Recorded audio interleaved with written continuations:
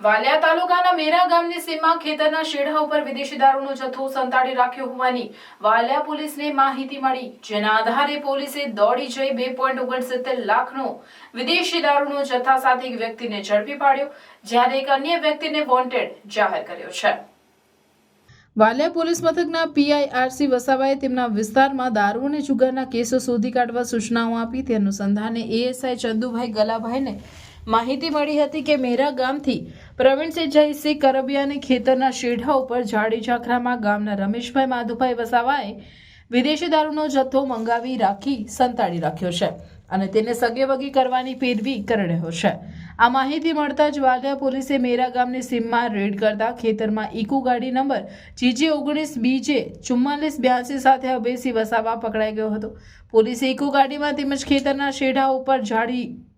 ઝાખરાઓમાં તપાસ કરીને ભારતીય બનાવટના વિદેશી દારૂની કંપની સીલબંધ બોટલ ટીન નંગ 1512 મળી કુલ 2,69,760નો મુદ્દામાલ તથા એક મોબાઈલ તથા 2 લાખની ઇકો ગાડી મળી કુલ 4,74,760નો મુદ્દામાલ કબજે કર્યો હતો, જ્યારે અન્ય એક ઇસમ રમેશ માધુભાઈ વસાવાને વોન્ટેડ જાહેર કરી ઝડપી પાડવા માટે કાયદેસરની કાર્યવાહી હાથ ધરી હતી।